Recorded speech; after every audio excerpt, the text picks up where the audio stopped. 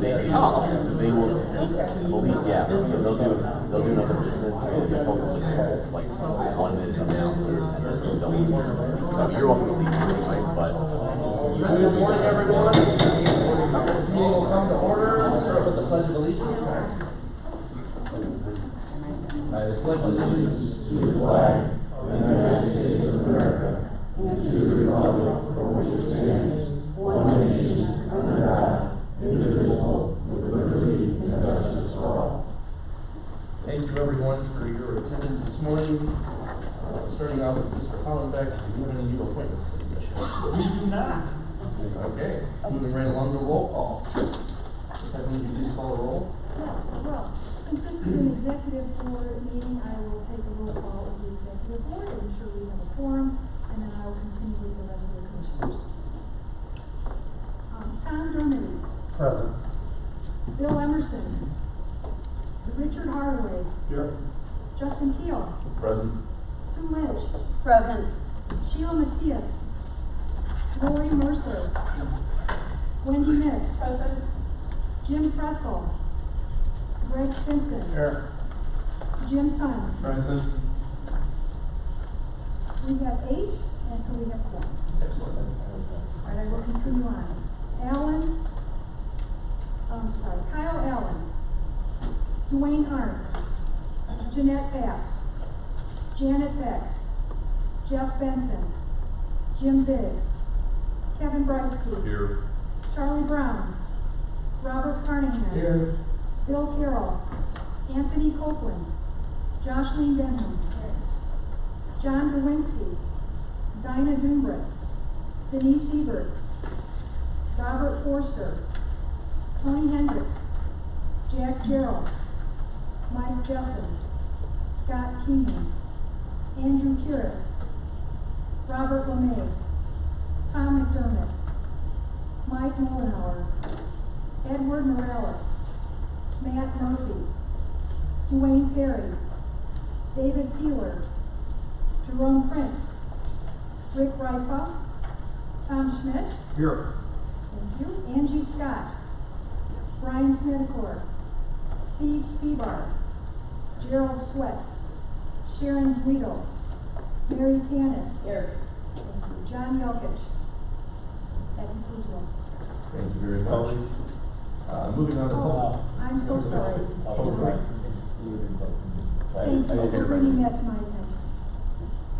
Okay.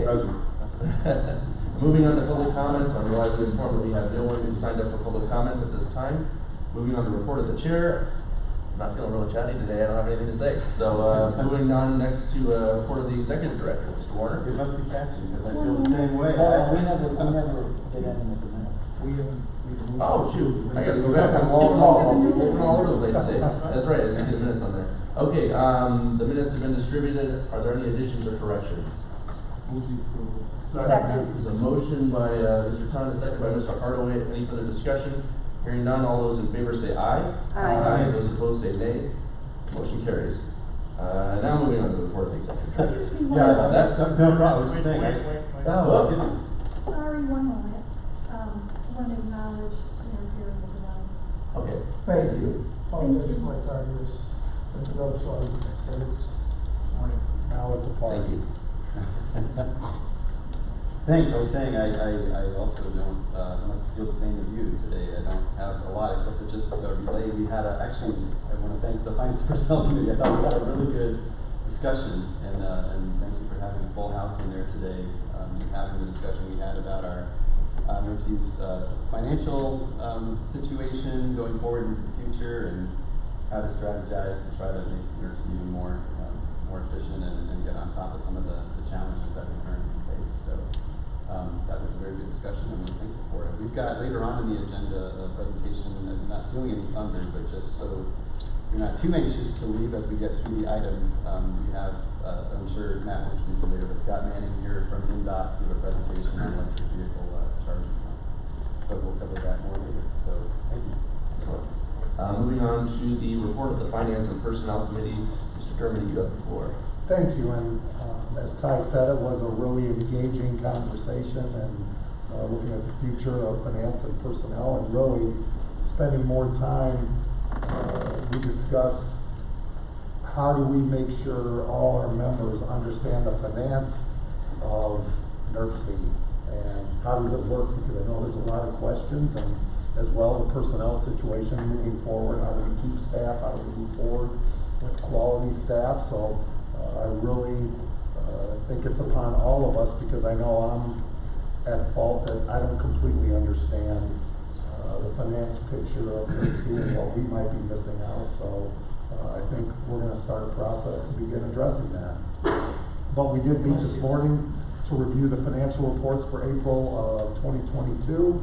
Also reviewed where bank reconciliations for April 2022 and the claim registers for April 2022. There are 2 action items for consideration today. Resolution 22-14, regulatory financial year-end reporting. This request comes highly favorable for approval to the commission, and Talea will speak to this.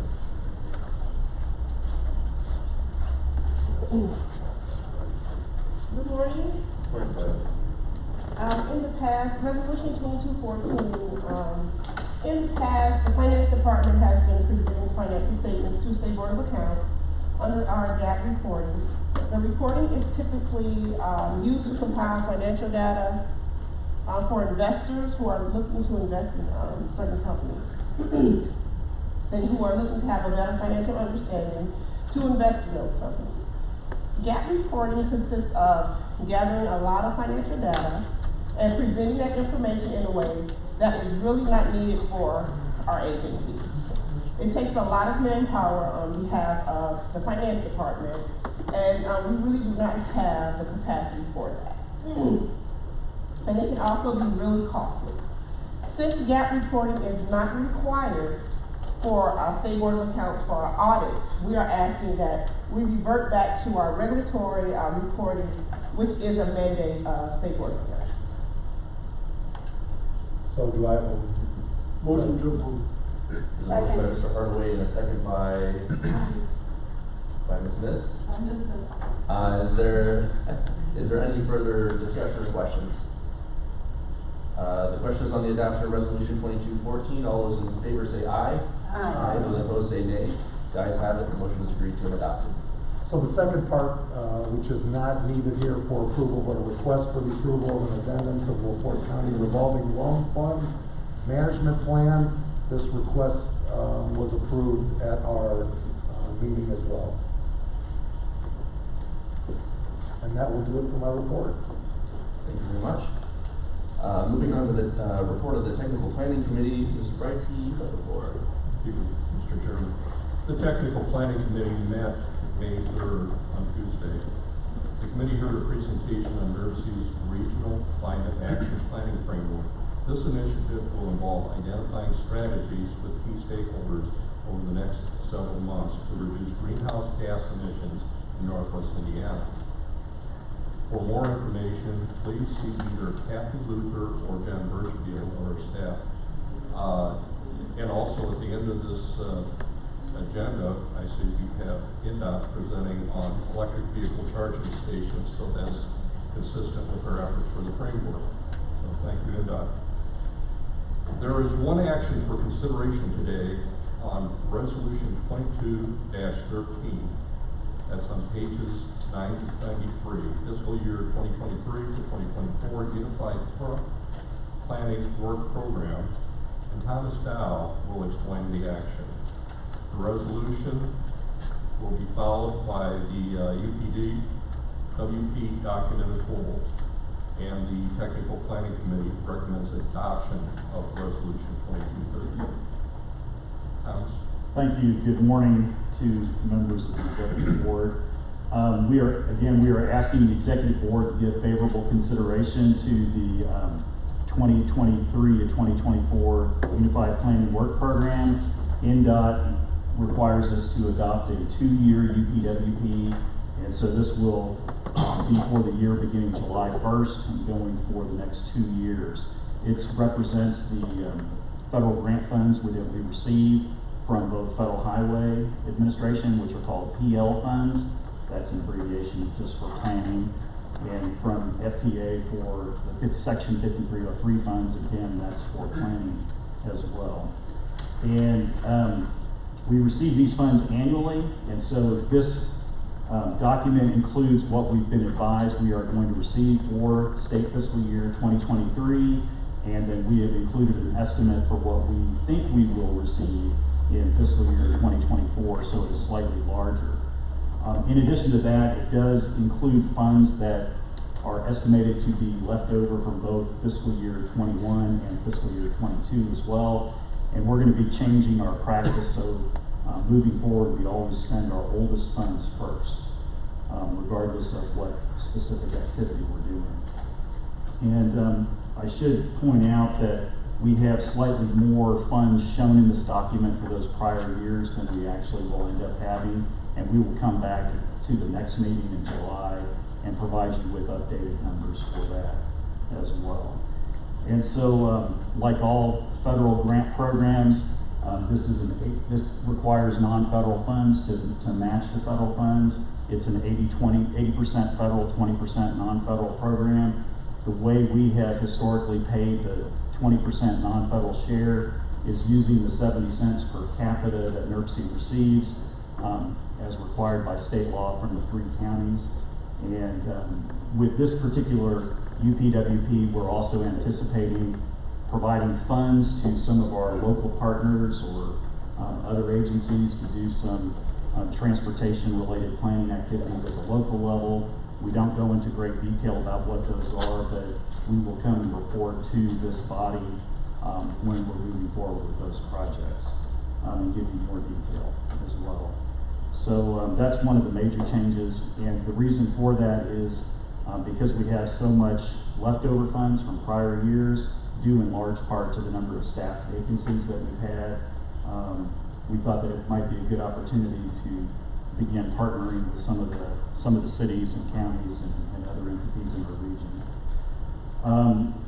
When we had put this item on the agenda, we were still anticipating comments back from NDOT and our 2 federal partners. On Monday, they did send us some comments, and so the resolution that we're asking to pass does include some language saying that we're adopting this document with any changes that may be required by the funding agencies. And so the comments they provided us were really pretty minor. I had the prior year federal planning emphasis areas included, so we will be updating those. They've asked me to provide a more detailed schedule for the completion of the identified tasks. I'll be adding those as well. And then they've asked us to add a task.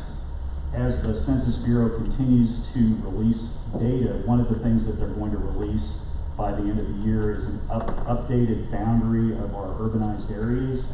Once we receive that information, we will have to adjust those boundaries for federal highway purposes.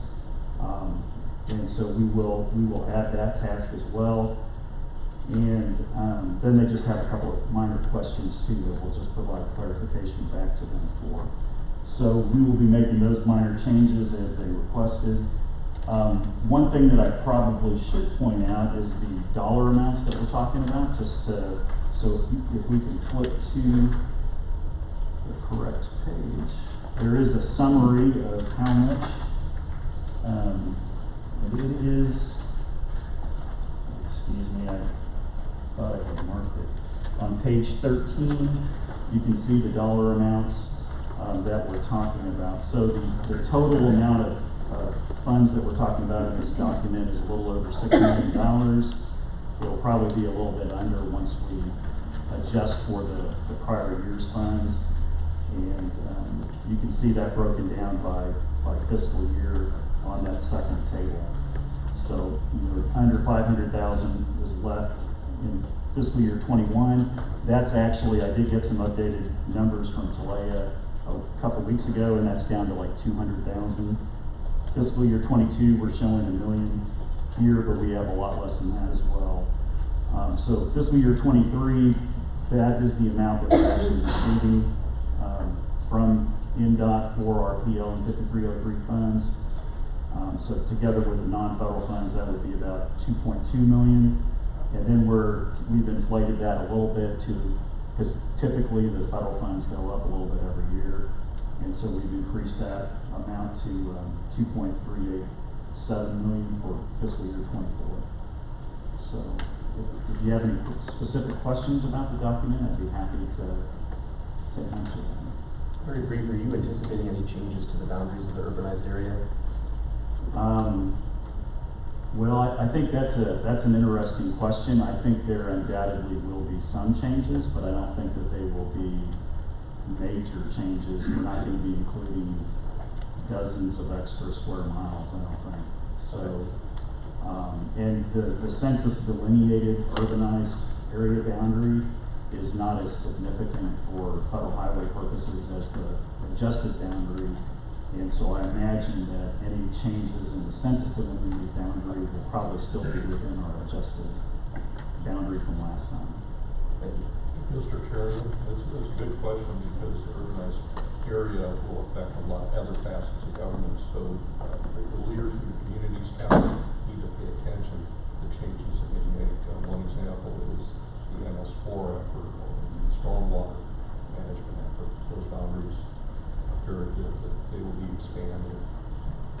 So for the coastal communities, the northern parts of our counties, they will probably be more significantly impacted. And then since you asked the question too, I should point out that we're only adjusting the urbanized boundary for federal highway purposes. We don't adjust it for federal transit purposes. And that's important because the way the formula funds are generated, it's based on things like population within the urbanized area. And I think they try to avoid, excessive expansion to try to get additional funds. So. Thank you. Are there any other questions for Thomas? Is there a motion to approve resolution 2213? So moved.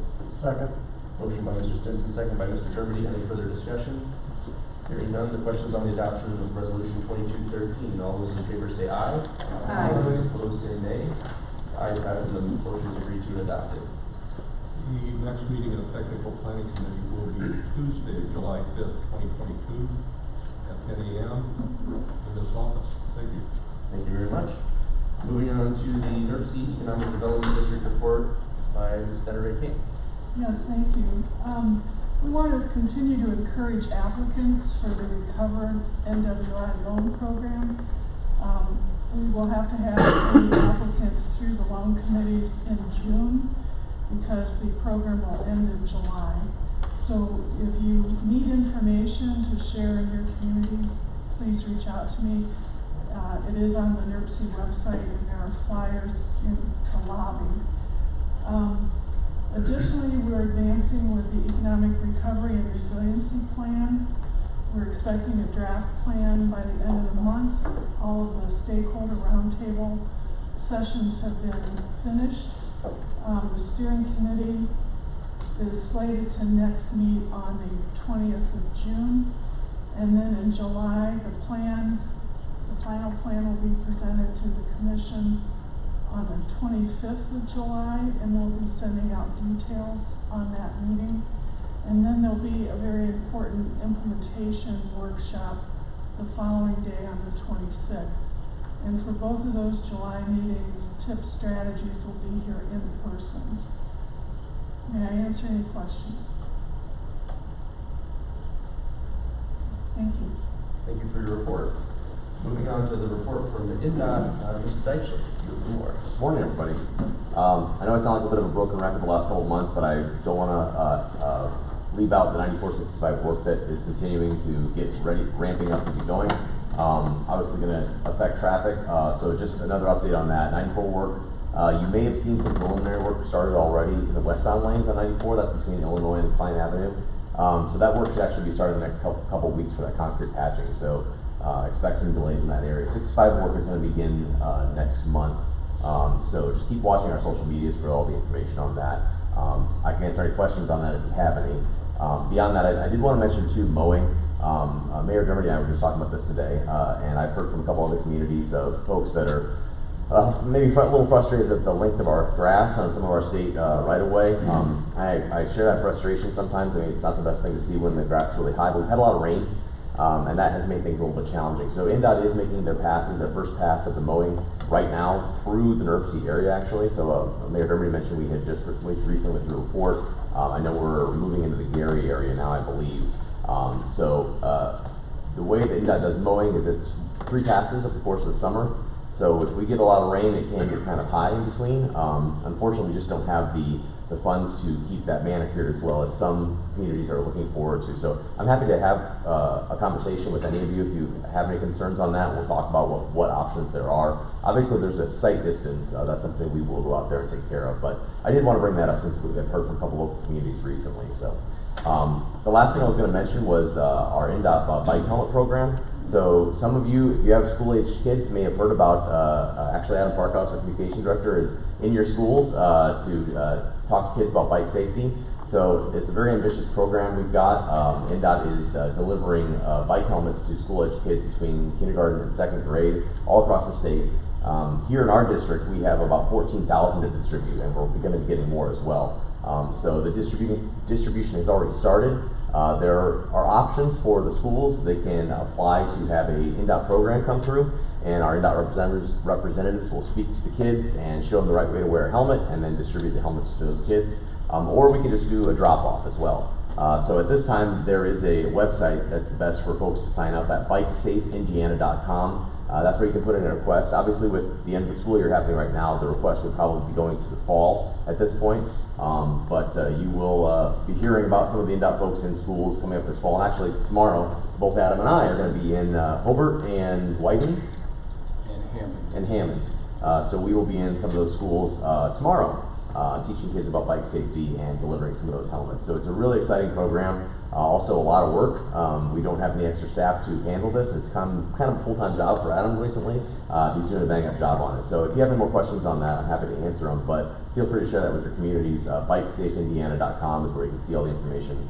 And we will go from there. So I'm happy to answer any questions anybody has. Yes?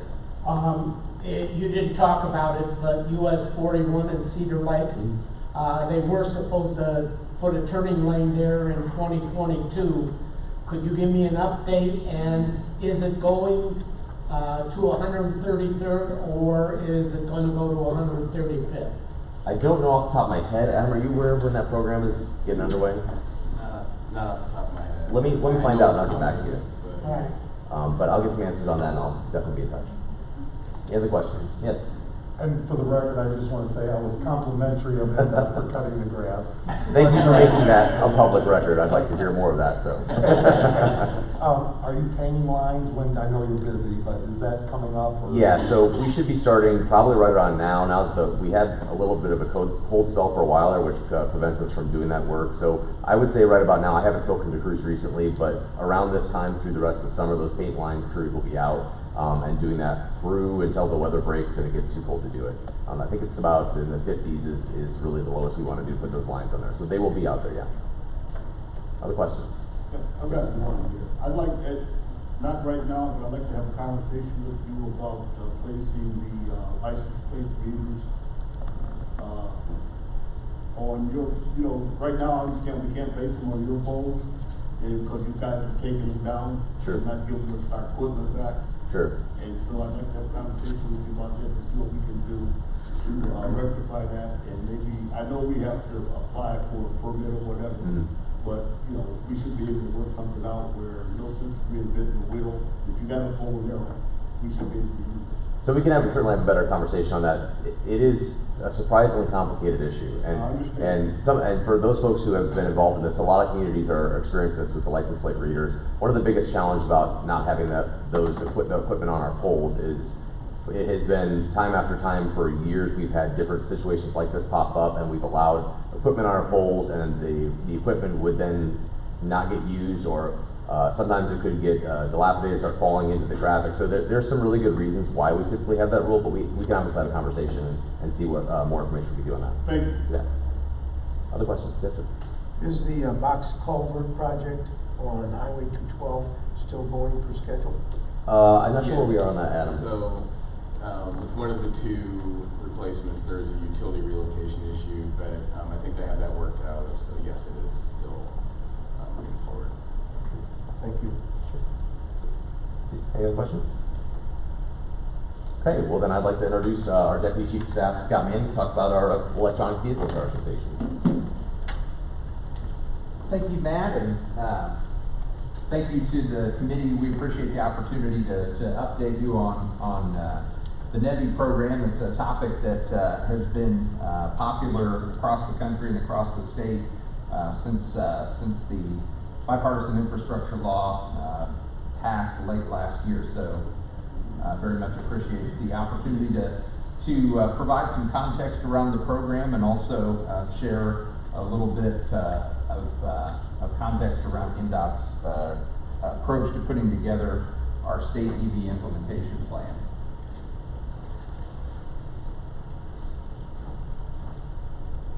Clicker died on me, sorry about that. So just a brief background. As I mentioned, the bipartisan infrastructure law created two programs that address electric vehicle charging infrastructure.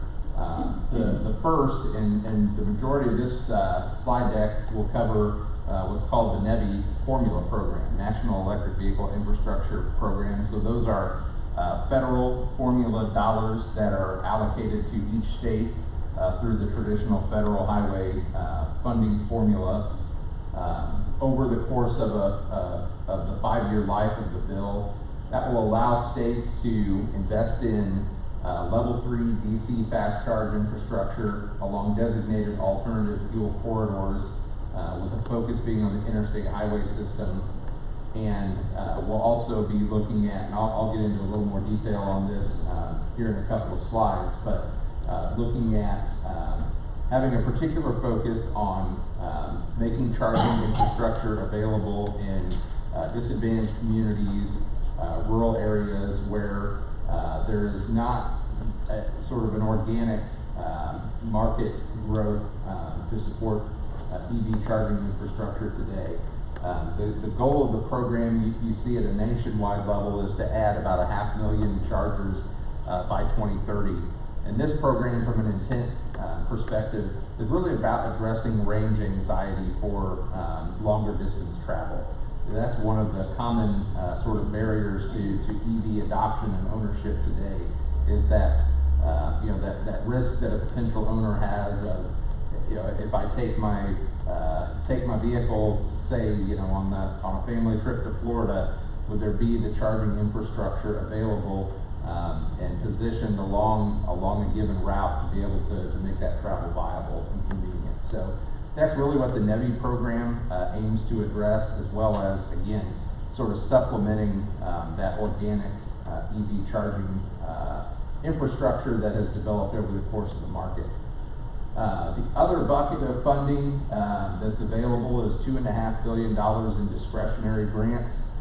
Those touch on EV charging, but they're also more comprehensive, so there's opportunity for other alternative fueling station infrastructure through that program as well. The other piece that's unique about or I guess differentiates from the NEVI program, is that on the competitive grant side, locals, transit agencies, MPOs are also eligible to apply for and pursue those funds, in addition to state DOTs.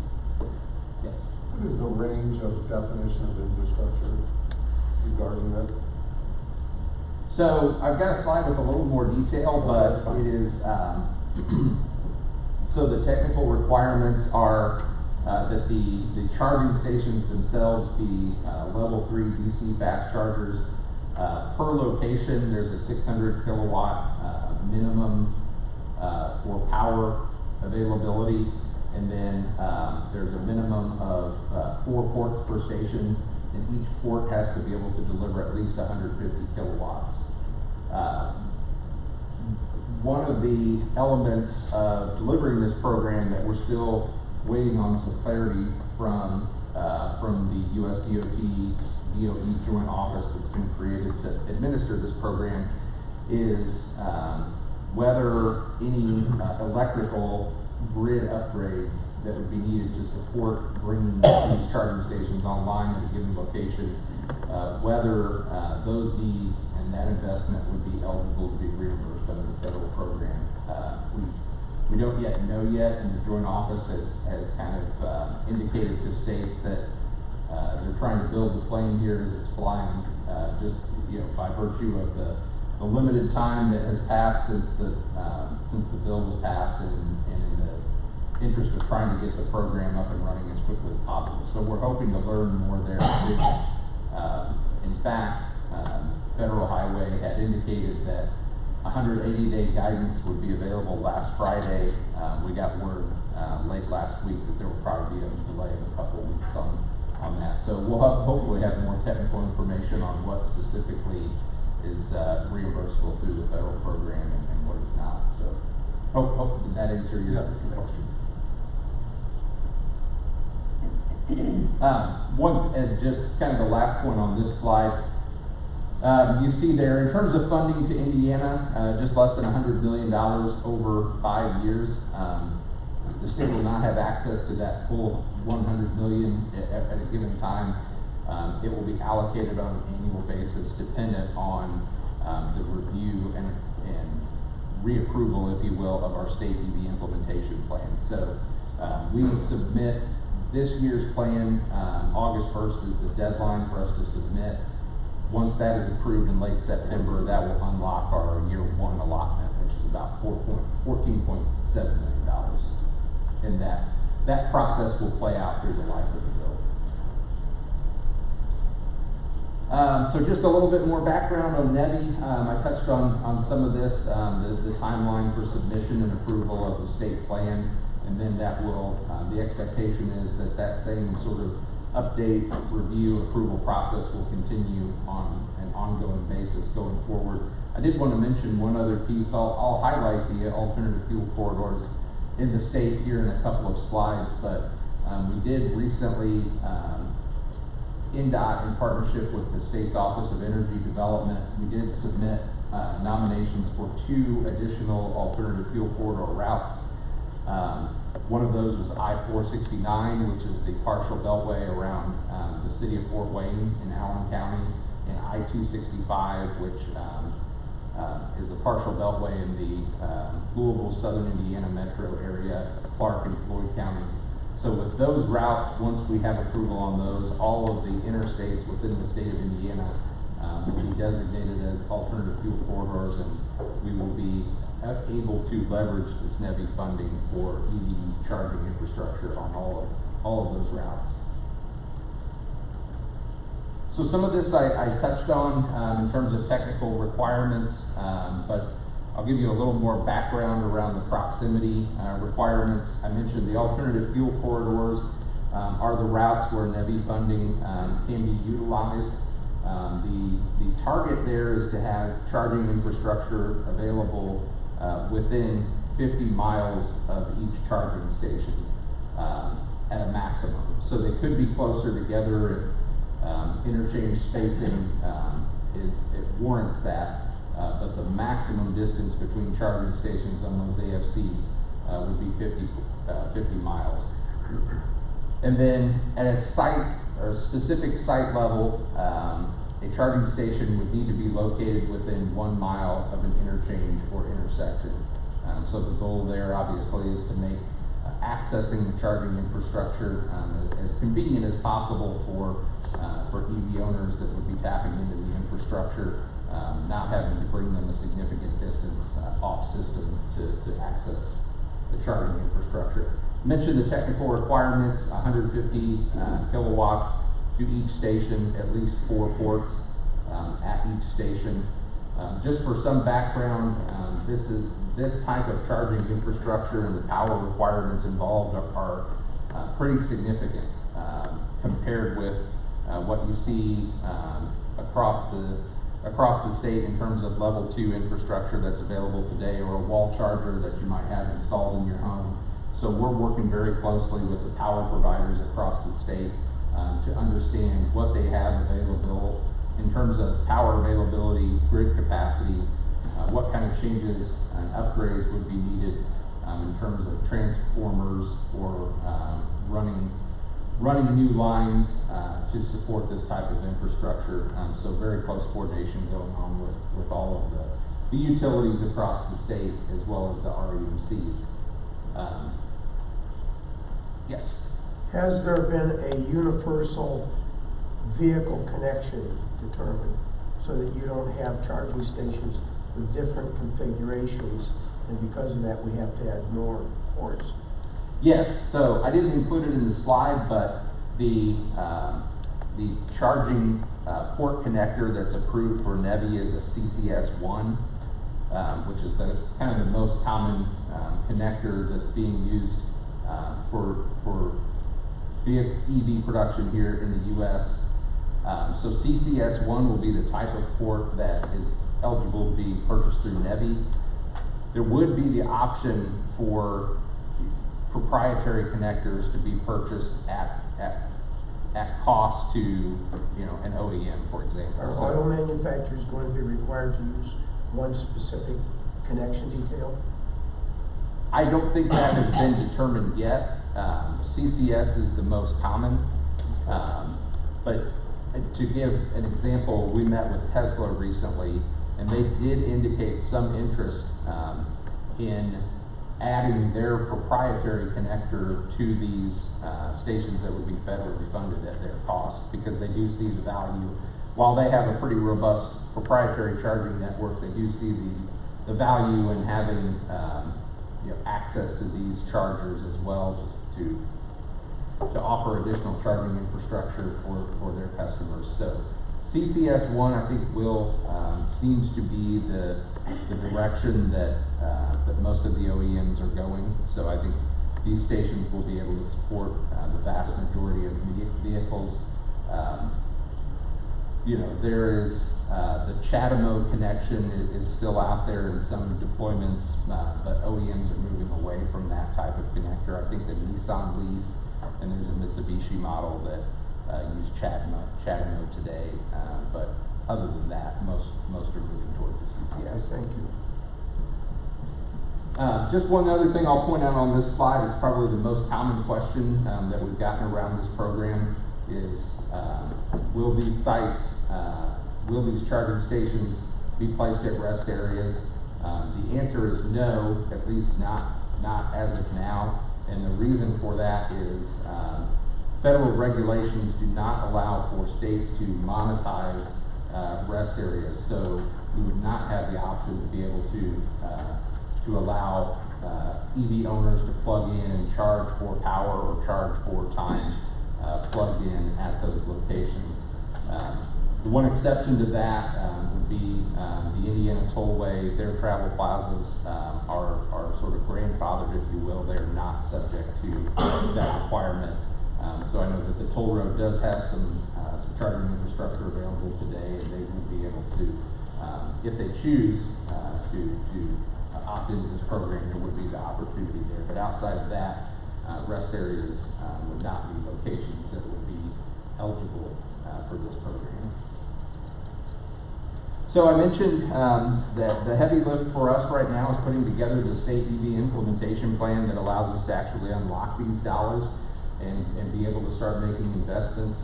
This slide just gives you a sampling of the different considerations that will be part of this plan, and some of the things that we're considering and working through as we build this out. So public engagement is a big part of putting the plan together.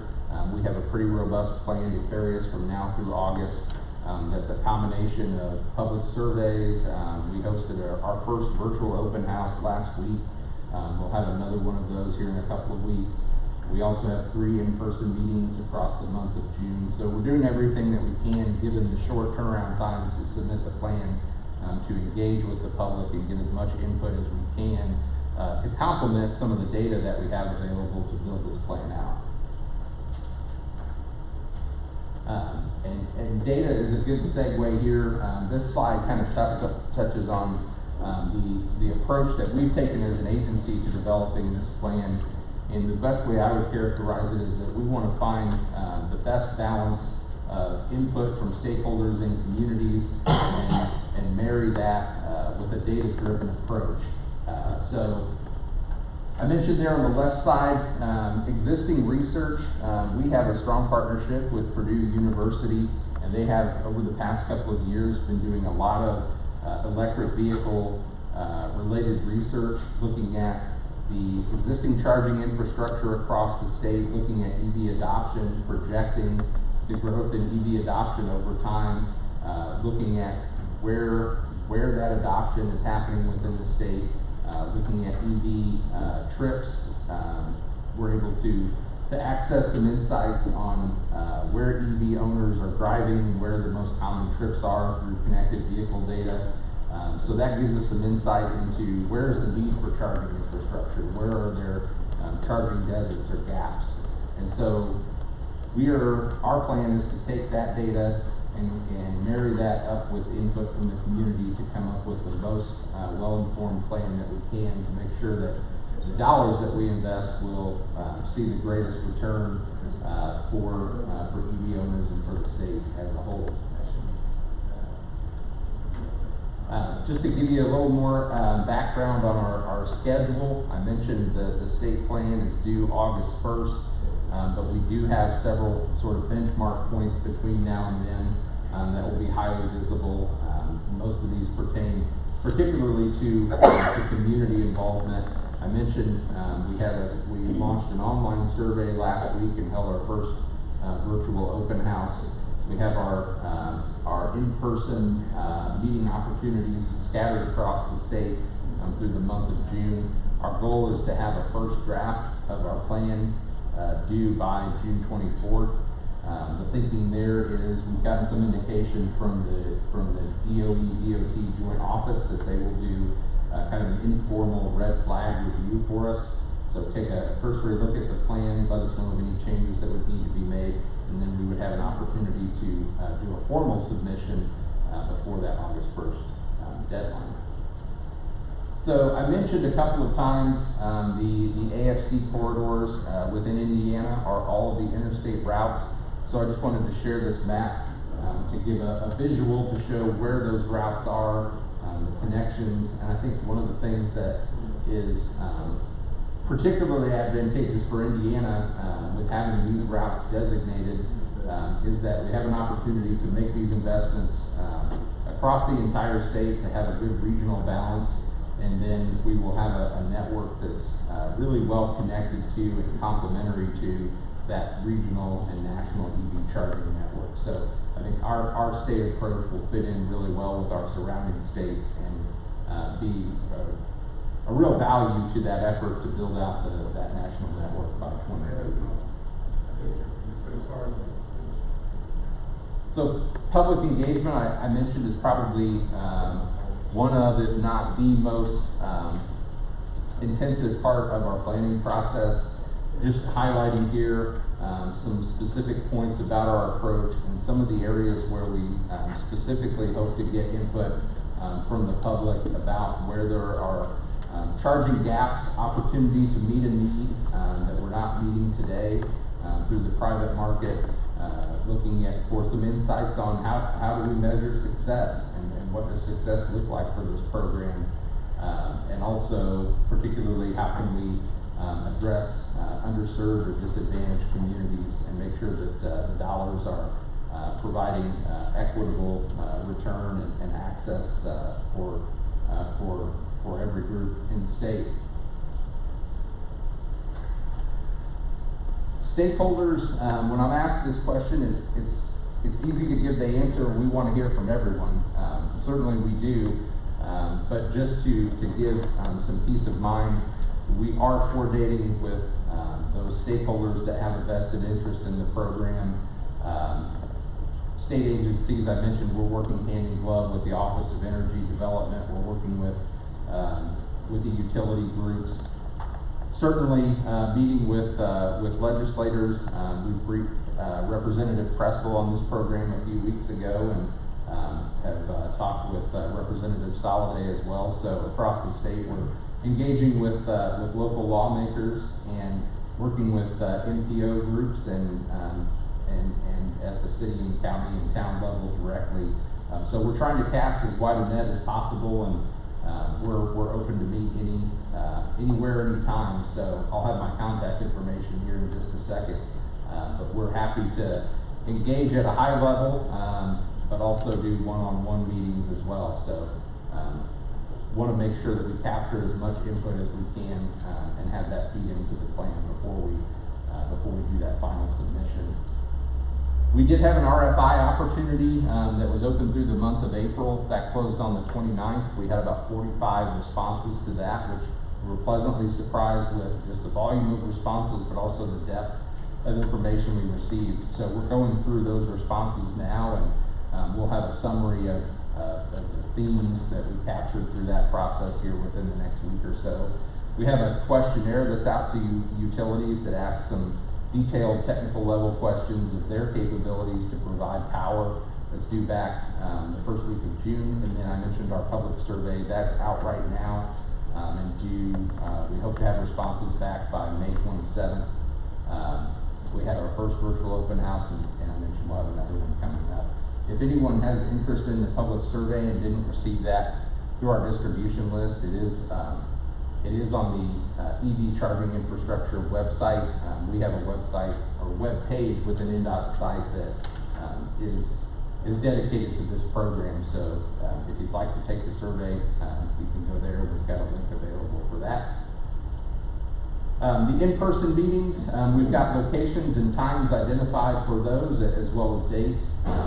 And we'll be sending out through our email distribution list more detail on specific locations. But we'll be in northern Indiana to kind of kick off that road show in Plymouth on June 2nd. So we're looking forward to that. Just some additional resources here. Again, I'm happy to share these by email. They're also on that same webpage that I mentioned. If you want to learn more about the program, there's some great online resources available, not only through INDOT, but through Federal Highway Administration and through Department of Energy as well.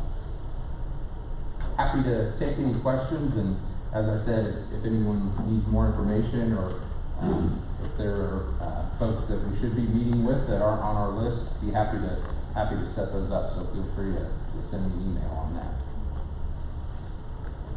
Good, Scott. Thank you. Is it possible that we can get the slides that we could share with? Yeah. I can, Candace, I'll coordinate with you and send this slide deck so that you have that. That'd be awesome. And just a quick, whatever questions you have for Scott, but just a quick note. We partner, as you know, very closely with Drive Clean Indiana, formerly South Shore Clean Cities. And so they are on top of this program as well as the other initiatives in the state of Indiana. So if you're part of their Green Fleets program, they can help you with this as well as the other initiative utility for EV chargers. So if that sounds confusing, you do have partners that you can work with through Drive Clean Indiana to help navigate all this. I have a question on whether or not you guys are planning to partner with existing gas stations. This is going to seem like maybe a bizarre concept for people in big cities, but in a place like La Crosse, a gas station serves a few other purposes. It's the only place in town you can buy milk or bread or slushies. See what my priorities are. If you see a transition of people moving to electric vehicles and those businesses are no longer financially viable, is there going to be an effort by INDOT to work with small town gas stations to offer electric charging as perhaps another source of revenue for them so that they kind of diversify as things come to be changing? So I think as we contemplate specific sites for these charging stations, I think fueling stations, truck stops, retail establishments, restaurants, I think those are all going to be probably ideal locations. One, by virtue of if you think about a 1 mile halo around most highway interchanges, those are the types of private businesses operating in those locations. So they check the box in terms of proximity, if you will. But they also check a box, several boxes in terms of being available 24/7. So one of the requirements of the program, I didn't include in the slide, is 24/7 public access. So these stations have to be in areas that can be accessed by the public 24/7. So they can't be behind a locked gate or something of that that variety. Also, you know, considerations around lighting for safety and restrooms and shelter for emergency inclement weather situations. And I think, you know, sort of beyond those requirements, there's also, just from an amenity standpoint, if I'm plugged in and, you know, waiting 45, 50 minutes or longer to charge a vehicle, I'm probably gonna want something to do, right? So I think those types of establishments, gas stations, restaurants, like I said, retail establishments, I think are gonna be very attractive candidates for hosting this type of infrastructure for sure. Are there any thoughts towards schools, parks, sports fields? Because a lot of times that might be a place where the cars are going to be anyway for a while. Yeah, absolutely. Provided that you know, where there are opportunities where those types of facilities fit within that. Yeah, especially in rural areas and large communities that may have a number of EVs. Yeah, I think those are great candidates as well. If I had to tier them, and you know, not hard and fast rules, but I think you know, privately operated businesses, like some of those, Mr. Chairman, that you mentioned, would be one, but certainly public facilities that are parks, government buildings, sports fields, things of that nature would be right up 1A, 1B for sure.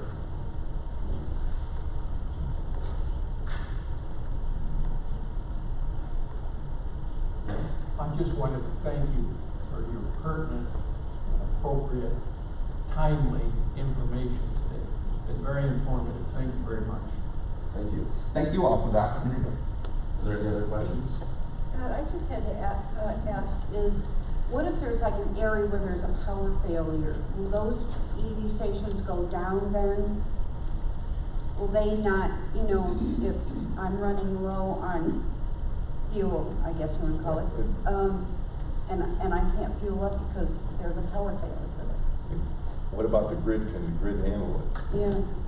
Yeah, so the first part of the question, I think it will depend on the charging infrastructure package, you know, specifically that's in place at a given location. So we've had meetings with ChargePoint, Blink, EVgo, some of the larger high-profile charging station manufacturers that you've probably seen. Many of those companies do have a battery storage, battery backup application that can be deployed in line with this type of infrastructure to provide some short-term power on site in the event of a power failure, something like that. And I would also add something that will be a component of once we get to our procurement and contracting phase of this is that we will have strict requirements for the vendors that participate in this program around uptime and reliability and operation and maintenance. Because as EV adoption grows, there has to be not just the availability of this infrastructure, but it has to be reliable. There was an article in Wall Street Journal, I think within the last couple of weeks, that talked about, you know, California is kind of widely recognized as being in the lead on availability of charging infrastructure, but if you peel back one layer and look at how often are those stations reliably available, there was kind of a shocking percentage of the number of stations that are out of service within their network. So that's something that we want to avoid, and we will build in contractual requirements. I think 97% uptime is probably what we'll be looking for in terms of reliability. So we're definitely mindful of that. So it might be nice to have, like, you can go on your phone and there's an EV app of where you can, you know, stop and fuel up, but also that it would say this is out of service at this time, so people aren't driving there and it's not functioning. Yeah, and the good thing is there are several of those. So PlugShare is one popular app that you can have on your mobile device. Some of the electric vehicles themselves also within their infotainment system have an app built in so that you can search and sort of plan out, build your flight plan, if you will, for charging. And the Department of Energy also has an alternative fuel data center that has not only weather stations are available, but they also, I think on every 24 hours, they're updating whether those sites are active or down for whether it's maintenance or power failure or what have you. I can only speak to the charge point systems that we have out front here, but the app for that is very good at telling you, whether it's functional, whether it's not, it's full, people are already plugged into it, so that you know on the spot. That's what it is. And I think that brings up a good point. We've talked about power capability, but data capability is a big consideration here as well, because being connected, whether it's through cellular or through fiber, will be essential for us to be able to know whether a site is active or down, but also to be able to capture metrics so that we can report back on the benchmarks for our plan. Well, we really appreciate your timely comments and taking our questions today. Thank you. Is there anything else from NDOT? That'll be it. Okay. Moving on to other business. Is there any other business? My town manager, Chris Zalatas, asked me if I would mention this. I mentioned it in finance and personnel, but we are looking for a planning director, so anybody that might be interested in a position can contact my town manager at Cedar Lake Town Hall. No coach and nurse staff. No, because we're struggling here too. Any other business? Moving on to announcements. Are there any announcements? The Cedar Lake Chamber of Commerce on the first Saturday of June 4th, will have a free fishing derby for kids, and the first 100 kids that show up will get a free cane pole, and the kids will receive hot dogs and stuff like that. Any other announcements? There's no other announcements. We've reached the end of our agenda, and our next meeting is a full commission meeting on July 21st. We've reached the end of the agenda. We are adjourned. Thank you all for your attendance today. Yeah. Hope everybody's